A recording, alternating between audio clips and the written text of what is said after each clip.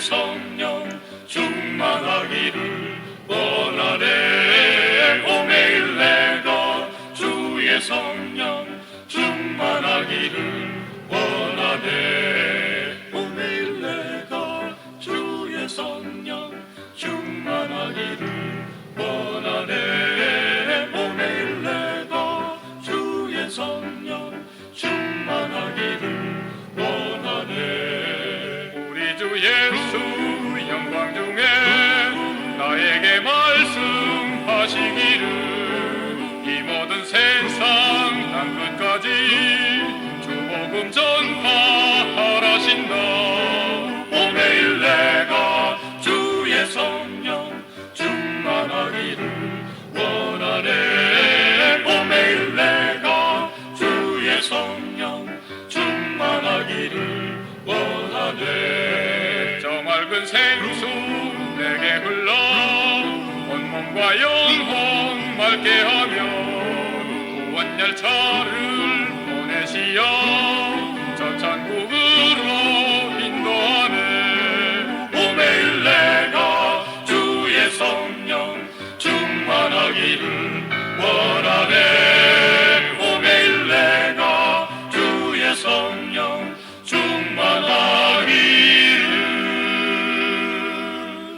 원하네.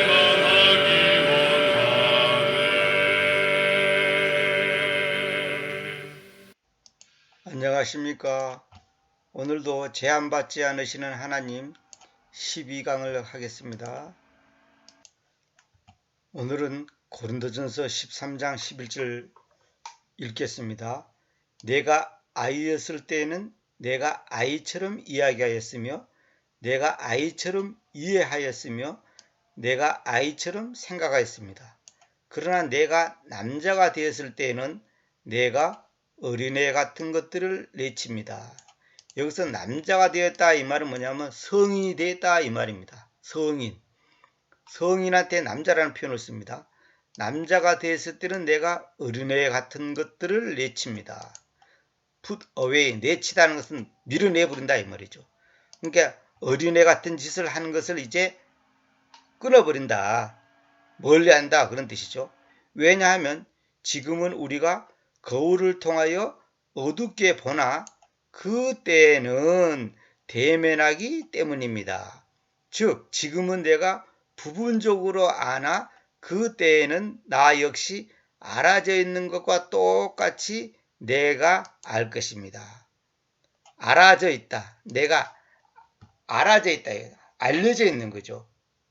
그러니까 지금은 어린애이기 때문에 어린애처럼 말하고 어린애처럼 이해할 수밖에 없다. 그러나 내가 성인이 됐을 때는, 내가 장성한 사람이 됐을 때는, 영적으로 성숙한 사람이 됐을 때는 어린애 같은 짓들을 다 버린다.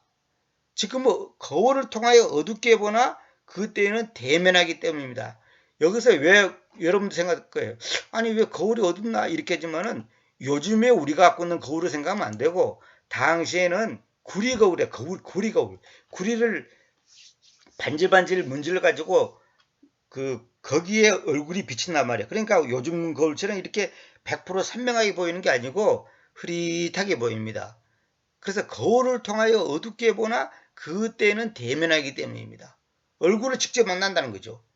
즉 그 말은 뭐냐? 지금은 부분적으로 한다. 부분적으로 하나 그때는 나 역시 알아져 있는 것과 똑같이 내가 알 것이다. 이 말은 뭐냐면 내가 하나님이 날 아는 것 같이 그 말이에요. 내가 알아져 있다. 그러니까 하나님이 날 아는 것 같이 나도 그 하나님의 말씀을 더 선명하게 분명하게 확실하게 안다. 우리가 주님 앞에 가면 그렇게 되는 거죠. 자, 골로새서 1장 25절. 그것에 대하여 내가 시중 들은 자로 만들어져 있는데, 그러니까 하나님의 말씀을 다른 사람에게 알려주고 깨닫게 해주고 알게 해주고 가르쳐주고 설명해주는 그런 역할을, 그런 사역을 자기가 하고 있다 이 말이죠. 여러분을 위하여 나에게 주어져 있는 하나님의 분배 사역에 따라 하나님의 말씀을 성취시키려는 것이니, 분배 사역이란 말은 뭐냐면 하나님께서 각자에게 맡겨진 일이 있단 말이에요. 역할이 있단 말이에요.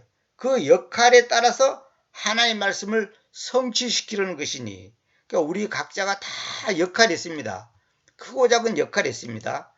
꼭 무슨 뭐 목사가 되고 무슨 뭐 신학교 교수가 되는 게 아니고 각자에게 주어진 분배 사역이 있어요. 이 분배 사역에 따라 하나님의 말씀을 성취시키는 것입니다. 디스펜세이션이란 말은 분배 사역. 그래, 지금은 시중두른 자로 만들었다. 이 말이 참 중요한 말입니다.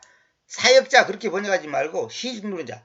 그러니까 사도 바울이 다른 사람을 시중두듯이 한다 이 말이에요. 그 시중두른 자로 만들어져 있다 자기가.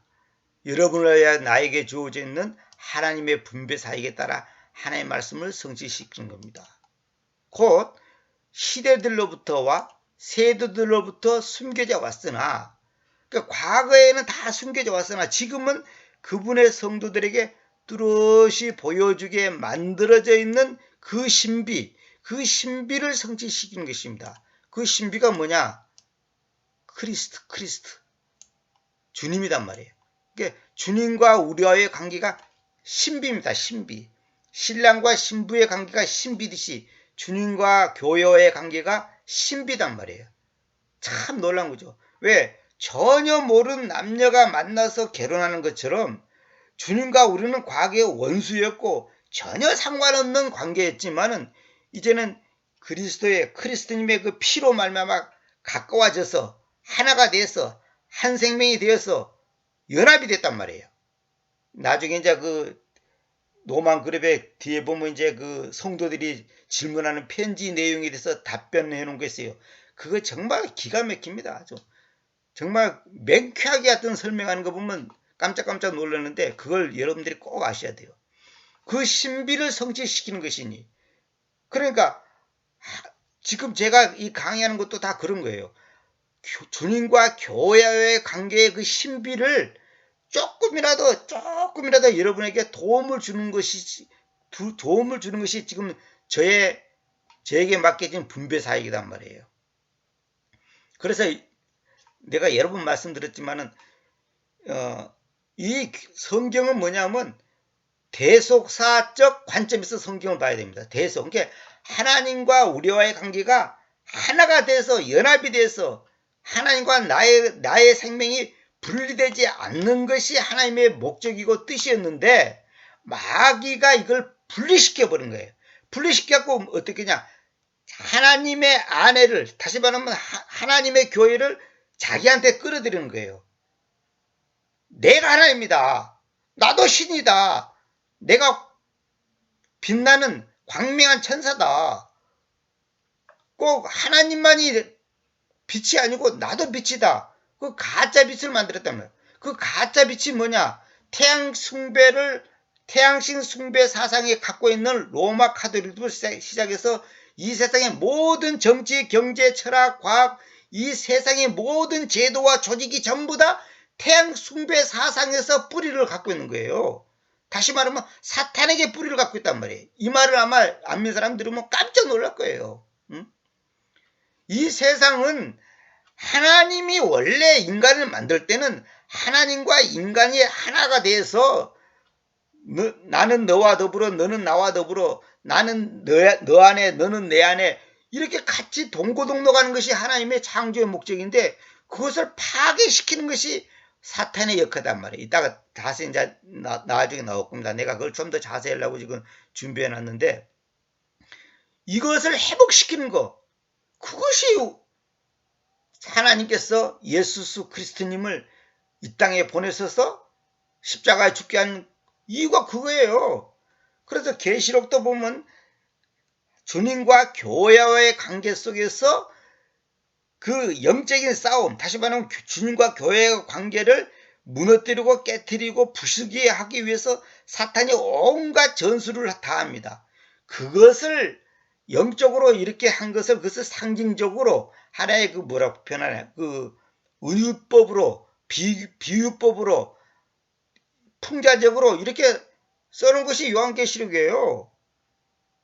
뭐 예수님이 언제 오신다 그걸 밝히려고 써놓은 게 아니에요. 그 세대주의적 관점의 그 종말론이 굉장히 문제가 있는 거예요. 그래서 그러니까 성경 전체는 간단합니다.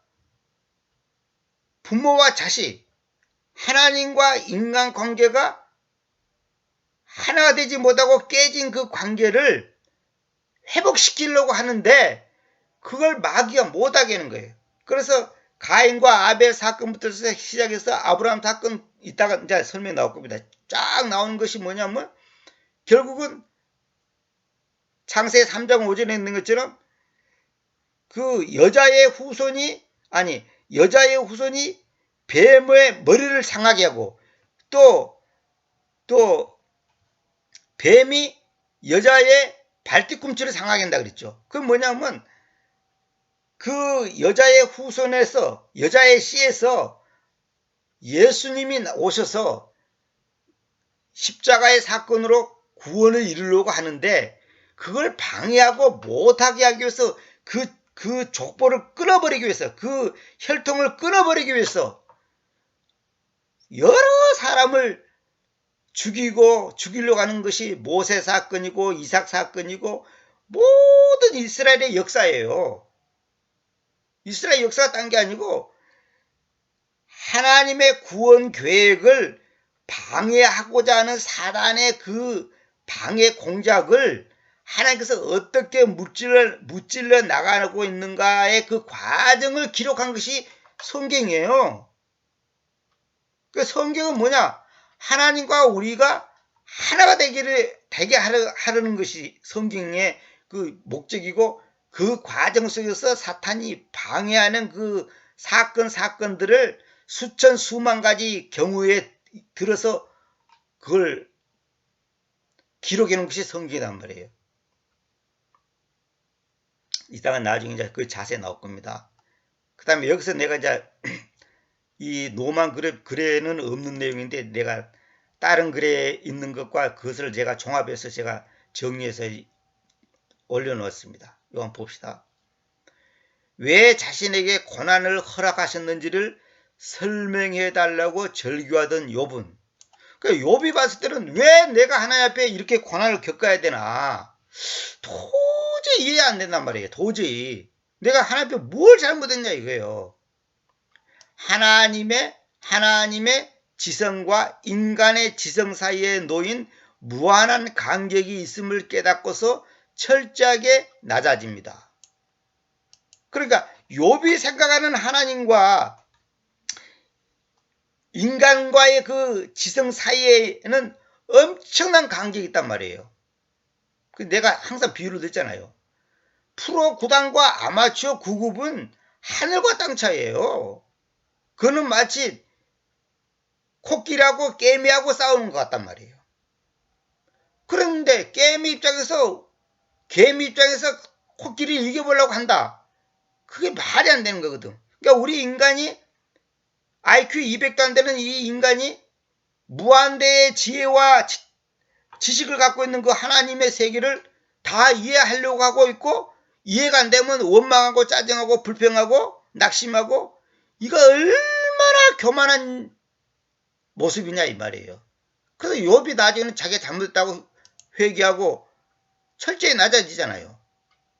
하나님은 중성자부터 은하계까지 만물을 디자인하신 분이시며 인간은 한낱 흙가루에 불과한 존재이라는 것을 한순간도 잊어서는 안 됩니다. 하나님께서 인간을 만들 때 흙으로 창조했죠. 흑으로 만들었다고 번역한 것은 잘못된 거. 더스트, 흙가루. 흙가루란 무슨 말이냐면 티나 모래나 다른 게 일체 섞이지 않는 순수한 흙이단 말이에요. 그 흙은 흙가루란 것은 바람에 살짝만 불어도 날려버리죠. 날아가 버리죠. 그런 연약한 존재라는 거죠. 인간의 세포 하나의 작동 원리를 설명하기 위해서는 도서관을 가득 채울 만한 책들이 필요합니다. 그래서 제가 옛날에도 말했잖아요. 손가락 하나를 연구해서 그 논문을 썼다면 이 지구에다가 그 책을 저장할 수 없어요. 여러분들이 손가락 하나를 의사들이 다 안다고 하지. 의사들이 안다고 하는 그 지식은 0.0000000000001%도 모르는 거예요. 여기 보시오. 인간의 세포 하나의 작동 원리를 설명하기 위해서는 도서관을 가득 채울 만한 책들이 필요합니다. 왜 그런지 아세요? 인간의 세포 하나가 작동하는 원리와 이 우주가 작동하는 원리가 똑같은 거예요. 원리면에서 똑같단 말이에요. 원리면에서. 조그만 손목시계나 큰 벽걸이시계나 원리면에서 다 똑같지. 크기만 다르다 뿐이지. 제가 여러 번 얘기했잖아요. 성경은 성경의 원리와 우주의 원리와 인간의 인체의 원리가 똑같습니다. 제가 성경 처음 번역할 때 얼마 안 돼서 하나님께서 이걸 제게 눈을 열어줬어요. 성경의 그 조직 하나하나, 단어 하나, 절 하나하나, 장 하나하나가 인간의 세포가 모이고 근육이 모이고 뼈가 모여가지고 인간의 육체를 이렇게 유지하는 것처럼 너무나 정교하고 놀라운 그 어떤 그 테크닉, 기술적인 연결이 되어 있단 말이에요. 이거 설명할 수 없어요. 그래서 성경은 이 땅에서만 배우는 게 아니고 죽어서도 배우는 거예요. 우리가 천당 가서도. 죽어서는 성경 배울 필요 없다. 천만의 말씀이에요. 죽어서도 성경 배워. 성경이 뭔데? 하나님이 어떤 분이라는 것을 기록해 놓은 거잖아요. 그래 거기 가서도 하나님에 대해서 끊임없이 배우는 거예요. 무슨 뭐 킹제스 갖고 배우고 뭐 영어 성경 갖고 무슨 뭐 헬라 성경 배우는 게 아니고 하나님 말씀 자체이신 그 하나님 앞에서 하나님을 배우는 거예요. 그러니까 하나님을 알아가는 그 기쁨, 찬송, 가상 있는 것처럼 주예수를 아는 그 놀라운 그 은혜를 계속 올라가는 거예요. 천당 가서 할 일 없어서 멍청하니 잔디밭에 누워있다가 심심하면 과일 따먹고 천사들하고 놀고 심심하면 뭐 낚시질을 하고 그런 것이 천당이 아니에요. 여러분 그렇게 알고 싶으면 천국에 대한 개념이 완전히 잘못된 거예요. 천국 가서도 끊임없이 예배하고 기도하고 찬양하고 말씀 배우고 기뻐하고 그저 사랑을 주고 사랑을 받고 너무 다 할 일이 태산 같은 거예요. 여기처럼 무슨 뭐 괴롭고 힘들고 뭐 어쩔 수 없이 하고 그런 것이 아니고 즐거움 속에서 한단 말이에요. 세포 하나의 작동 원리를 알려면 이 세상에다가 도서관을 지어도 다 알 수 없어요. 다 기록할 수 없어요. 나는 아무것도 모른다. 그러나 하나님은 모든 것을 아신다고 고백하는 자가 진짜 겸손한 자입니다. 이게 중요한 말입니다. 나는 아무것도 모른다. I don't know. 나는 아무것도 모른다. I am nothing. 나는 아무것도 아니다. 그러나 하나님이 모든 것이다. 하나님이 전부다. 그분과 내가 떨어질래야 떨어질 수 없는 관계다. 그분과 나 사이에 1mm만 떨어져도 그때부터 슬픔이 오는 거예요. 1m가 떨어지면 더 큰 슬픔이 오는 거예요. 그래서 많은 사람 간증 들어보세요. 돈도 많고 요즘에 그 기독교 CT에서 나와서 그저 생방송으로 그 중보기도하는 그 콜린가시라 해가지고 그 프로그램에 있어서 그 교포 목사 와서 미국에서 와가지고 하는 그분 있잖아요. 그분 간증 한번 들어보세요. 그분은 하루에 버는 돈이 하루에 버는 돈이 보통 그 대기업의 중진들이 평생 벌어서 모아도 못 모을 돈을 하루에 벌어. 하루에. 응? 그렇게 돈을 많이 벌었는데도 마약하고 자살 시도하고 온갖 공황증 걸리고 너무 괴로워서 못 게. 왜? 하나님이 없으니까. 자기는 그 이유를 몰랐다는 거죠. 응? 자살을 몇 번 시도하고 그랬다는 거예요. 결국 하나님 없는 인생은 채워도 가져도 끝이 없다는 거예요. 응? 결국 하나님을 아니까 놀라운 것은 하나님을 딱 알고 나니까 하나님께서 그동안 모아놓은 모든 돈을 희한한 방법으로 싹 없어지게 하더라는 거예요. 그래서 어느 정도 없어지냐? 밥 한 끼를 먹을 수 없는 정도까지 돼버린 거예요. 완전 거지가 돼버린 거예요. 완전 거지. 놀랍죠. 하나님은 그런 방법으로 돈을 모아가지고 그렇게 돈을 의지하는 사람을 싹 가져가는 거예요. 여러분들, 그래서 내가 여러 번 얘기했잖아. 망하는 것이 복이라니까. 이 말을 하면 사람들이 기분 나빠해요. 망하는 것이 복이라니까. 망해야 돼요. 사람은 망하고 또 망하고 계속 망해야 됩니다. 죽을 때까지 망해야 돼요. 왜 그러지 아세요? 마귀는 교묘하게 인간이 하나님 말고 어떤 것을 의지하면 그 의지하는 것을 탁 하나님께서 가지고 와버려요. 왜? 그걸 놔두면 하나님을 온전히 의지하지 않거든. 망하는 것이 복이라고 내가 수없이 말해. 지금까지 하나님을 온전히 믿는 사람 치고 안 망하고 온전히 믿는 사람은 이 역사상 아담 이후로 한 명도 없고 앞으로도 없습니다. 망한다는 것은 뭐냐? 세상과 분리된다 이 말이에요. 세상과. 세상이나 세상에 있는 것들을 사랑하지 않게 된다 이 말이에요. 두 마음을 품지 않는다 이 말이에요. 하나님과 만물을 섬기지 않는다 이 말이에요. 양쪽 오른쪽에는 하나님 손잡고 왼쪽에는 세상 손잡으려고 그러죠. 하나님께서 왼손을 그냥 칼로 그냥 잘라버리는 거예요. 왜? 그러면 하나님 앞에는 하나님과는 관계가 없는 거예요. 아니, 쉽게 말해서 여자가 두 명의 남편을 두고 살 수 있어요? 말도 안 되는 거예요. 그거는. 그러니까 하나님은 질투의 하나님이에요. 당신만을 사랑하기를 원해. 당신만을 의지하기를 원해. 근데 저를 비롯해서 100%의 크리스찬들이 뭐냐?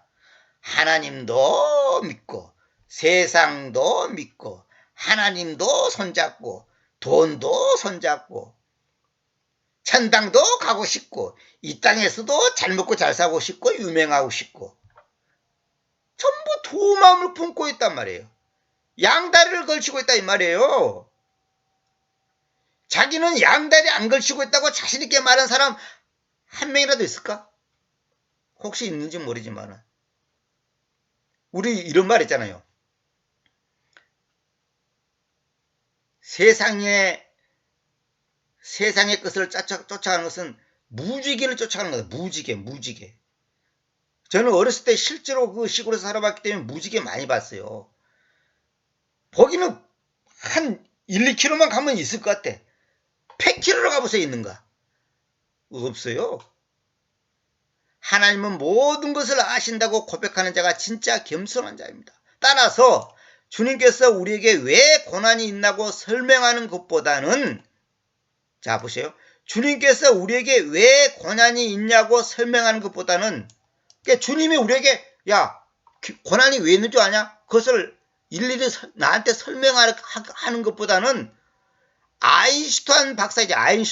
아인슈타인이 벌레에게 상대성 원리를 설명하는 것이 더 쉬울 것입니다. 놀라운 말이죠.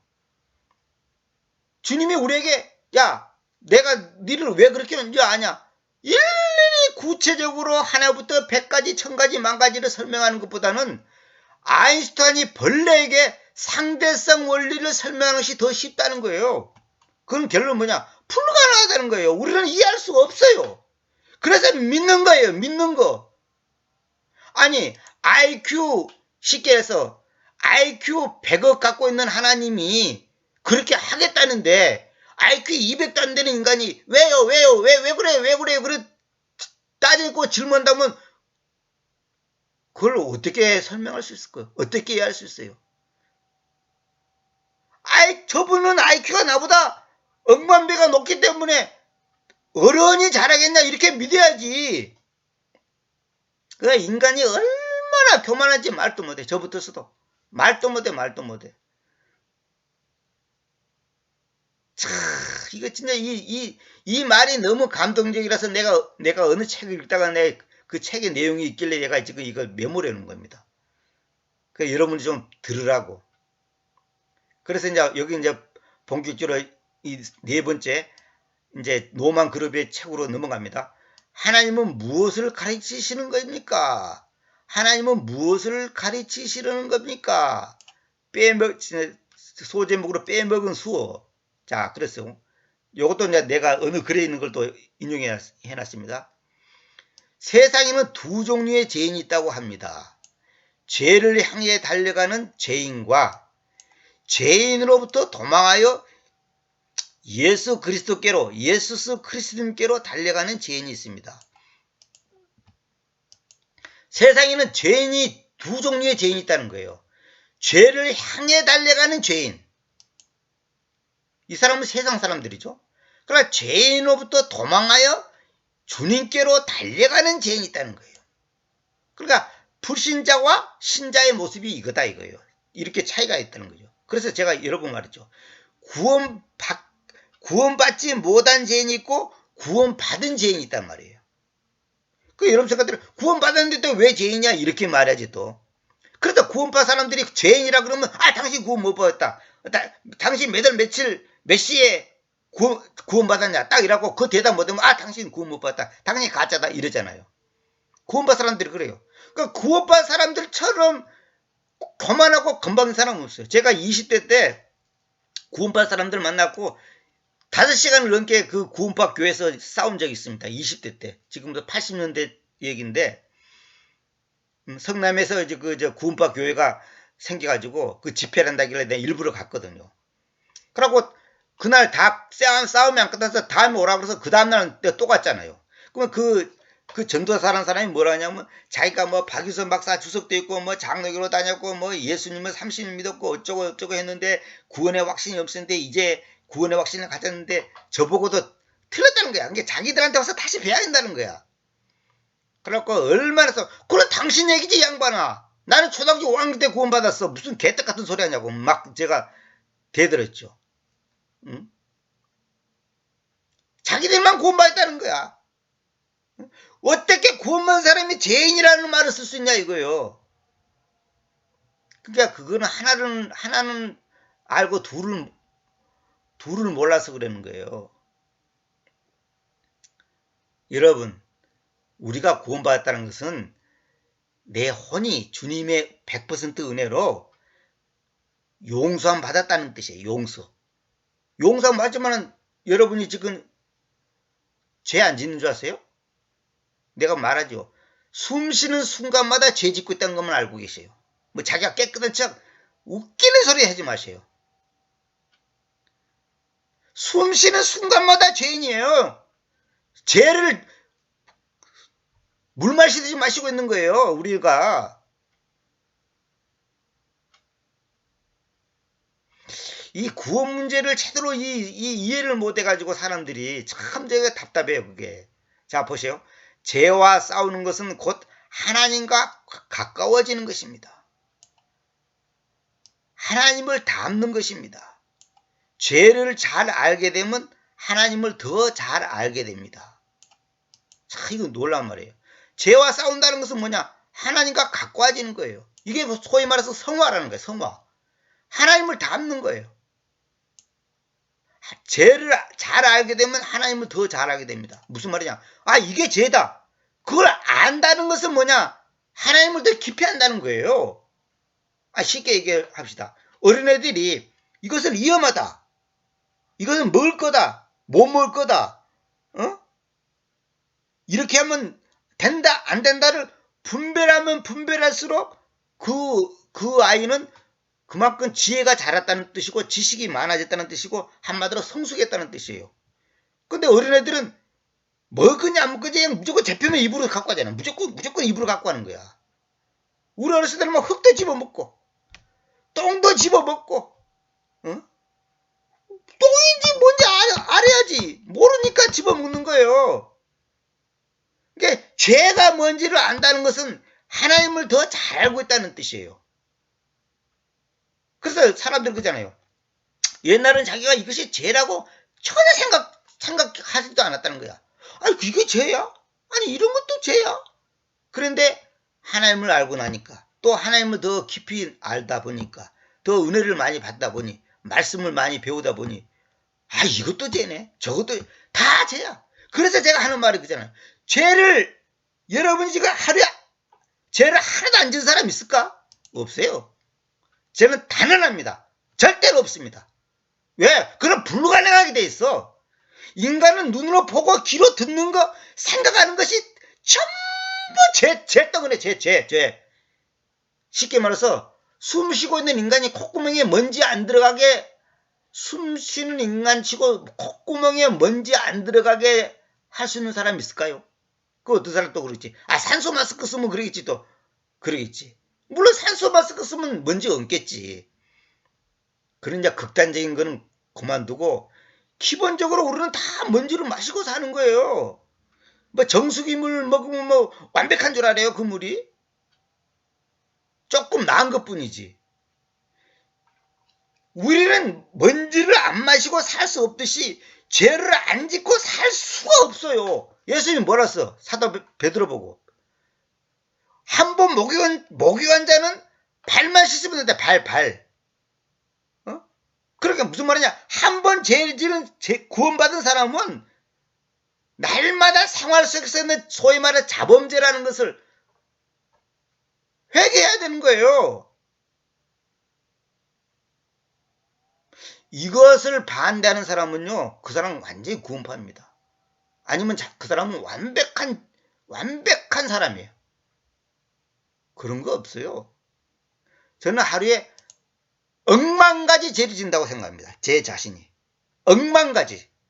왜? 그건 내가 의식하든 의식을 못하든 심지어 내가 오늘 텔레비를 봤다. 축구 경기를 봤다. 그 순간에도 죄를 짓는 거예요. 왜? 저 자식 저거. 그러면 그거 죄야. 그것도 죄야. 왜 그 사람 보고 왜 잘하니 못하니 열을 내냐고. 그것도 다 죄예요. 그럼 그 귀한 시간에 왜 축구를 보고 있어? 하나님 말씀 봐야지.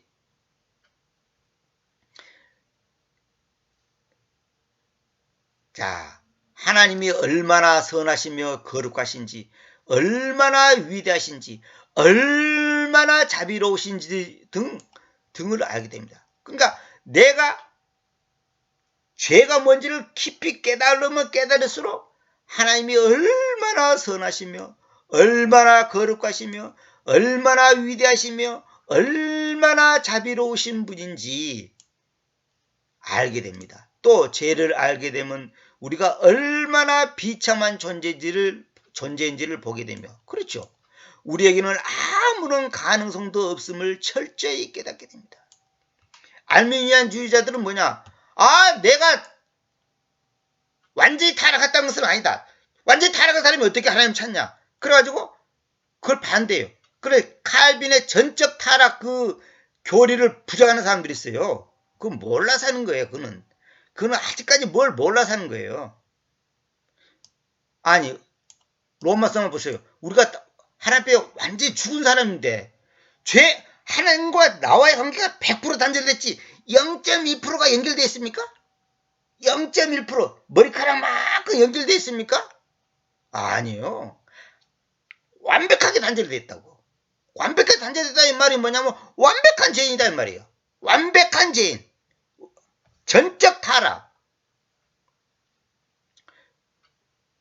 내가 얼마나 비참한 존재이고 나에게는 구원받을 가능성이 0.1%도 없다는 것을 철저히 깨닫게 됩니다. 오로지 우리 주님이신 예수 그리스도만을 바라보게 되며 그분의 은혜를 간절히 구하게 됩니다. 이 사람이 지금 정상인이에요. 이 사람이. 아이도 자기한테 조금이라도 의가 남아있다고 생각한다면 미안한 말이지만 그 사람은 지옥의 아랫목에 가려고 지금 준비되어 있는 사람입니다. 지옥의 아랫목에 지금 대기번호 받고 기다리고 있는 사람이에요. 중생하는 것과 거룩해져가는 성화에 있어서 전적으로 하나님께만 영광 돌리게 되며 죄와의 싸움이 끝나는 날 우리의 주님과 구주가 되시는 구원자가 되시는 예수 스님과 완벽하게 연합하며 순전하게 그분을 예배하는 마지막 날을 간절히 소망하게 됩니다. 우리가 이 육체의 장막을 벗고 나서 이제 죄와의 싸움이 끝나는 날 주님과 완전하고 완벽하고 흠도 티도 없는 그 예배, 그 경배를 한 날을 기다리면서 우리가 살아가는 거예요. 오늘은 제가 이제 다음 시간에 루시퍼에 대해서 자세히 얘기하려고 합니다. 이제 그 로만 그룹도 얘기했지만 제가 더 보안사에서 더 자세히 한번 설명하려고 준비하고 있는데 시간이 이 루시퍼까지 얘기하려면 시간이 너무 많이 걸리기 때문에 지금 35분이 지났습니다. 그래서 오늘은 여기까지만 제가 하려고 하는데 여러분 분명히 들으세요. 하나님과 우리와의 관계는 완전히 단절되어 있는데 그걸 완전하게 연결된 분이 예수 그리스도님의 그 보혈, 그 피값으로 탕감받았단 말이에요. 쉽게 말해서 죄액사은 사망이니까 주님이 내 대신 죽었단 말이에요. 내가 1000억의 빚이 있어도 1000억보다 더 많은 사람이 와서 그 빚을 갚아주면 끝나는 거예요. 1조의 빚이 있어도 도저히 그보다 더 많은 사람은 내 빚의 1조를 우습게 갚아주듯이 예수 그리스도의 그 피가 나의 죄를 씻겠단 말이에요. 근데 그것을 못하게 하기 위해서 마귀가 예수님의 탄생을 방해한단 말이에요. 예수님의 탄생을 방해해. 그 과정을 기록한 것이 구약성경이에요. 구약성경. 그 다음에 신약성경이 뭐냐? 그 탄생해가지고 그 다음에 구원사역을 이루어서 마침표를 찍어서 부활 승천하기까지의 과정을 그려놓은 것이 소위 말하는 신약성경. 원래는 정확하게는 옛유언, 새유언. 원래 옛유언, 새유언 그런 말도 이제 저 성경 제목이 아니에요. 그건 영어에서 그냥 해놓은 거지. 정확하게는 히브리 성경으로는 히브리 구약 성경 전체를 뭐라 하냐면 타나크라 그래. 타나크. 내가 이거 적어놨는지 모르겠네요. 그 누가복음 24장 44절에 보면 물론 27절에도 있습니다만은 여기서 보면 이런 말 있죠. 그분께서 그들에게로 말씀하셨다. 이것들이 내가 너에게로 이야기한 그 말씀들인데 내가 아직 너희와 함께 있었던 동안에 이야기했으니 모든 것들이 반드시 성취되어야 하는데 나에 관련하여 이게 중요합니다. 구약 성경의 모든 그 옛유언의 모든 내용은 예수님에 관련해서 쓰는 거예요. 모세스의 법 안에 그리고 예언자들 안에 그리고 시가들 안에 쓰여진 것들이다 이렇게 되어 있죠. 이 말이 뭐냐면 모세스 법이라 이 말은 뭐냐 토라를 말하는 거예요. 모세 오경. 그 다음에 예언자들 안에 이 말이 뭐냐 예언자들을 가서 네비임이라 그래. 네비임 요걸. 그 예언서들 있죠. 예언서 이사야 뭐 이런 거 예언서들 있죠. 그게 네비임이라 그래요. 그리고 시가서 이 시가서들을 갖다가 케두빔이라 케두빔이라 그러거든요. 이 케투빔이 아니라 케투빔이라 그러는데 여기 여기 토라의 타우 있죠. 타우. 그다음에 눈 그다음에 그게 요걸 헬라어로는 뭐냐면 이거 딴 데 보여드릴게요. 이 세 글자를 따서 타나크라 그래. 타나크라는 것은 구약성경 전체를 타나크라 그래요. 근데 모세 오경은 토라. 그다음에 예언서들은 네비임. 그리고 시가들 잠언 뭐 이사야 아니 시편 잠언 뭐 아가서 전도서 이런 거 있죠. 그런 거는 또 케두빔이라 그래요. 이걸 타나크라 그런 거예요. 그것을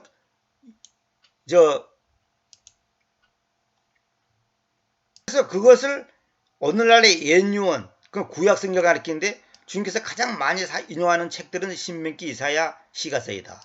그걸 제가 이제 다른 데 한번 보여드릴게요. 그래서 여기 이제 나오죠. 여기 보면 누가복음 17장에 보면 사도행전 17장에 보면 바울은 자기 방식이 있었던 대로 그들에게로 들어가서 3번의 안식일 동안 기록된 말씀들로부터 그들과 추론했다. 기록된 말씀들이라 그랬죠. 기록된 말씀이 뭐냐? 이 스크립처라 그러거든요. 이걸 보고 이걸 뭐냐? 히브리어로 타나크라 그래. 타나크. 여기 히브리어 써놨죠. 타나크. 히브리 성경이란 말이에요. 그럼 이것을 세 분류명을 써서 쓰는 형태며 타나크, 요거 타나크라 읽습니다. 포라, 율법서. 그 다음에 네비임, 이거는 예언서. 케투빔, 요거는 성문서. 이런 것을 각 분류명이 맨 앞급자를 따서 약칭으로 타나크가 된 것이다 그랬죠. 이걸 제가 여러분께 소개해 드릴 겁니다. 그래서 성경은 전부 다 예수님이 어떤 분이란가에 대해서 써놓은 거예요. 딴 거 없어요. 예수님에 대해서 썼단 말이에요. 예수님이 어떤 분이란 것을 깊이 있게 알게 하기 위해서 성경 66권이 우리에게 주어진 거예요. 이 사실이 더 명확하게 우리에게 전달되기 위해서 정확하고 바른 성경이 필요한데 그것이 킹제임스 성경이다 이 말이에요. 어떤 사람들은 개성하고도 충분하다 그럴 때 충분하지 않습니다. 킹제임스 성경에 대해서 비판하는 사람들이 많은데 그걸 잘 몰라서 하는 소리예요 지금. 어쨌거나 뭐 그 얘기는 뭐 나중에 하기로 하고 우리가 딴 거 다 몰라도 내가 얼마나 비참한 존재이고 난 내 힘으로는 구원받을 가능성이 0.1%도 없는 사람이라는 것을 알고서 하나님 앞에서 내가 날마다 죄를 지을 수밖에 없는 연약한 존재인데 그분의 무한한 은혜와 공일 때문에 오늘도 우리가 숨쉬고 사는 거예요. 여러분이 잘나가지고 숨쉬고 사는 줄 아세요? 이 사실을 깨닫고서 다음 시간에는 다음 13강은 이제 이 루시퍼에 대해서 좀 더 내가 깊이 있게 설명하려고 합니다. 오늘은 여기까지만 하고 마치도록 하겠습니다.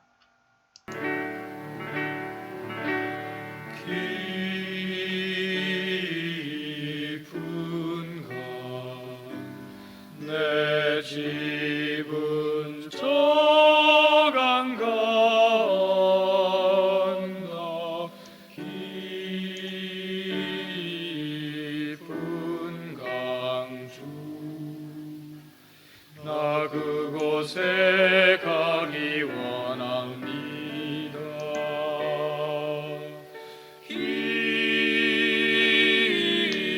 깊은 강 내 집은 저강 건너